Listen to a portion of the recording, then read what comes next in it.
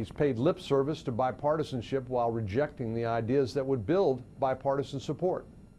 As a result, the president has alienated not only independents and divided his own party, but Republicans as well. And he's ignored the clear wishes of the American people. So the president gave another big speech this week to try to turn his numbers around.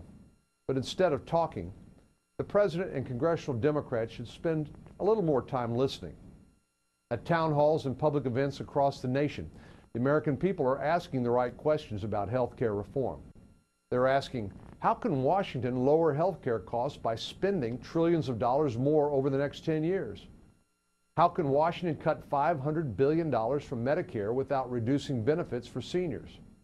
And how can a new government plan keep insurers honest when our existing entitlement programs are riddled with waste, fraud, and abuse? The president told us Wednesday night that, quote, there remains some significant details to be ironed out, close quote. He wasn't kidding. The most significant detail is the cost of his plan and its impact on our long-term budget deficit. When you start counting in 2013, the first full year of implementation, the cost of the House bill comes to about $2.4 trillion over 10 years, according to the Senate Budget Committee. So instead of a top-down plan that will bust the budget, President Obama should work with Republicans on a bottom-up solution that the American people can support.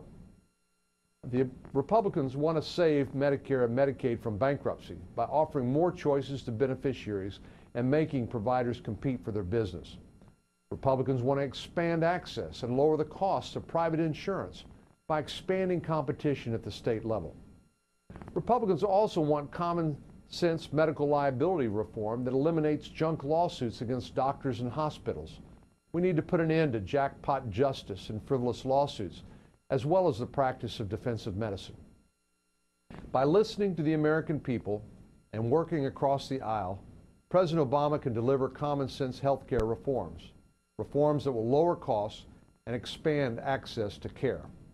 Thank you very much for listening. May God bless you and your family, and may God continue to bless the United States of America.